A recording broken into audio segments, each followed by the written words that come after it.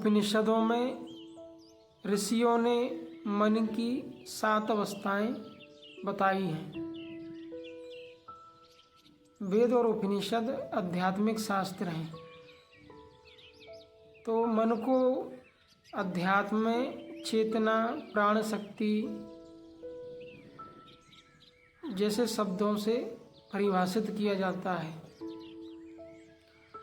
तो मन की पहली अवस्था है जागृत, स्वप्न, सुषुप्ति, तुरीया, भगवद और ब्राह्मी। ये 7 अवस्थाएं उपनिषदों में ऋषियों ने बताई हैं। जागृत अवस्था का अर्थ होता है कि जब आप जागे हुए हैं और आप सामाजिक या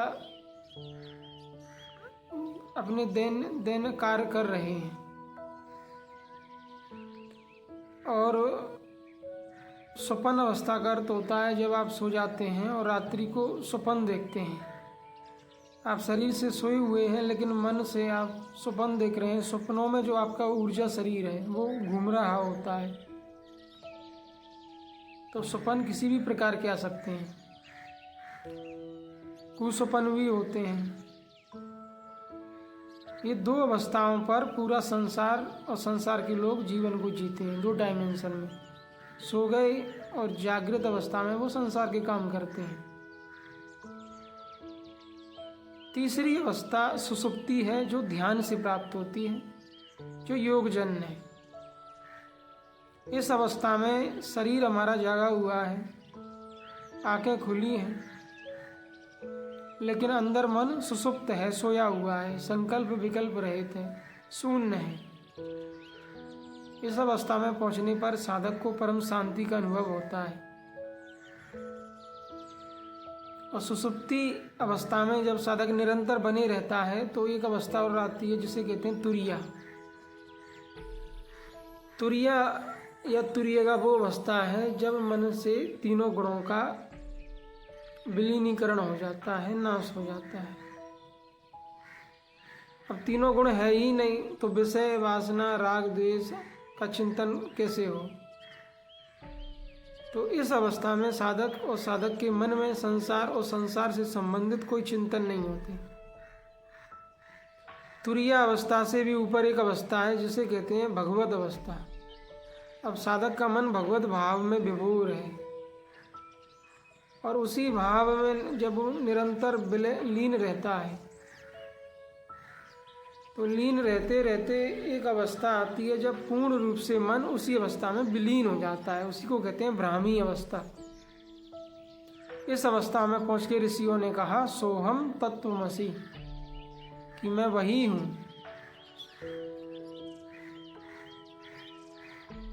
और अहम ब्रह्मास्मि, उसी ब्रह्म भाव में प्रतिष्ठित हूँ, उसी अव्यक्त भाव में प्रतिष्ठित हूँ। और इस अवस्था में पूर्ण मुक्ति साधक को प्राप्त हो जाती है। ये सभी अवस्थाएं योगजन्य हैं जो ध्यान के द्वारा चेतना के स्तर पर प्राप्त होती हैं। इन अवस्थाओं का मन और चेतना से संबंध है, भौतिक जगत से नहीं। यदि शांत एकांत में बैठ के निरंतर मन को ध्यान में लगाया जाए तो धीरे धीरे क्रम से ये अवस्थाएं साधक के आगे आती हैं।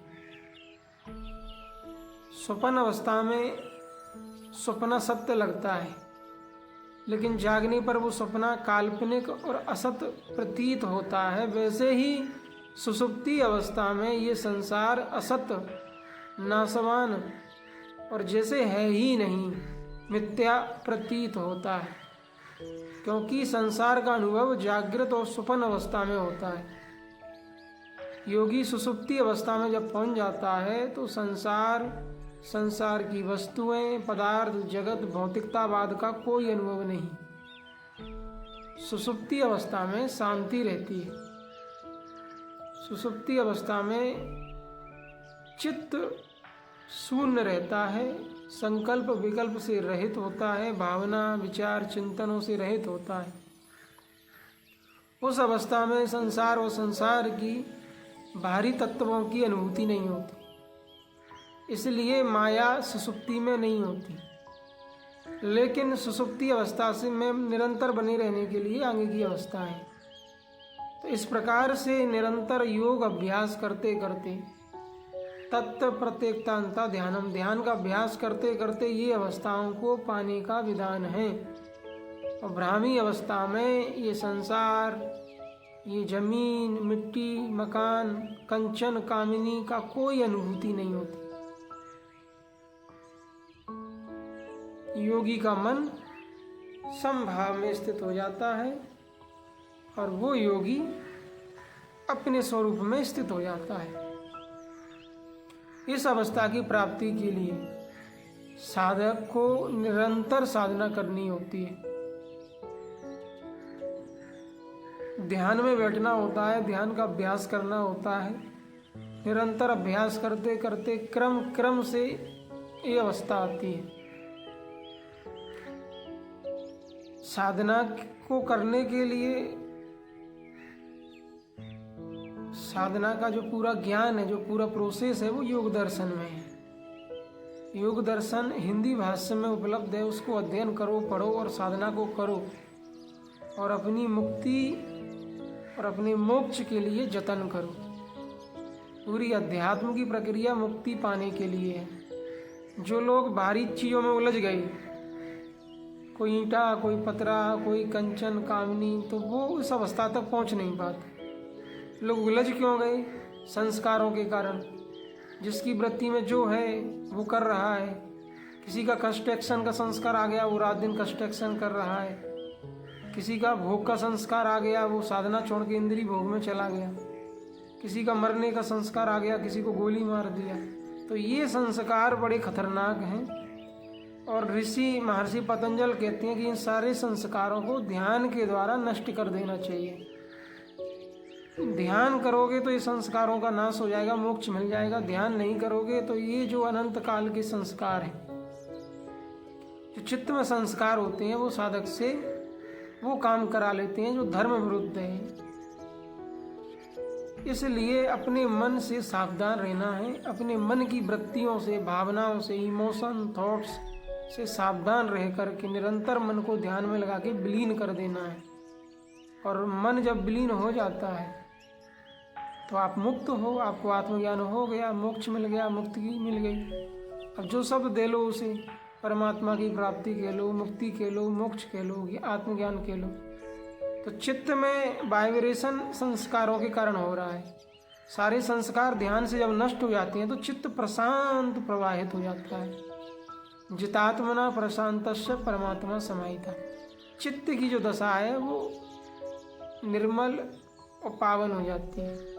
साधक के अंतःकरण में जो मल विक्षेप आवरण हैं, जो वासनाएं भरी हैं, जो विकार हैं, राग, द्वेष, काम, क्रोध, डाह, जलन, ईर्ष्या, विषय भोग की लालसा, ये सारी वृत्तियाँ, प्रवृत्तियाँ, इमोशंस, थॉट्स सब विलीन हो जाते हैं, डिस्ट्रॉय हो जाते हैं और पूर्ण चैतन्यता प्राप्त हो जाती है। सजगता, जागरूकता, आत्मज्ञान भी कह सकते हैं हम उसे।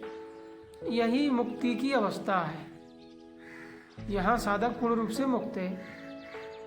तो ये जो योग की अवस्थाएं हैं, जागृत, स्वप्न, सुषुप्ति, तुरिया, भगवत, ब्राह्मी, और ये योगजन्य अवस्थाएं निरंतर योग अभ्यास करने से, मंत्र का जाप करने से और ध्यान के द्वारा ये अवस्थाएं आती हैं और अंत में साधक को निवृत्ति या मोक्ष मिल जाता है। यही उपनिषदों की प्रक्रिया है, क्रियात्मक, योगात्मक, साधनात्मक, जहाँ साधक को परम श्रेय या निर्वाण की प्राप्ति हो जाती है।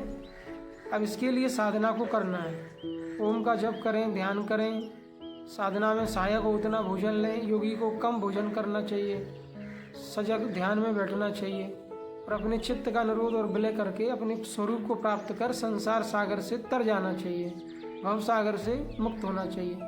माया चित्त में है, सारी वासनाएं मन में हैं, सारे विकार मन में हैं और पाप, प्रपंच और सारे कुसंस्कार मन में हैं और वो सब ध्यान साधना से नष्ट हो जाते हैं। तो साधना हमें जीते जी मुक्ति देती है, मोक्ष की प्राप्ति कराती है और वो साधना आप गीता योग दर्शन से सीखें, समझें और अभ्यास करें। अभ्यास वैराग्य वृत्ति तन निरोधा। निरंतर अभ्यास करते करते वैराग्य के साथ सारी वृत्तियों का निरोध होता है और साधक को तदा दृष्टा स्वरूपे अवस्थानम, अपने स्वरूप का ज्ञान हो जाता है।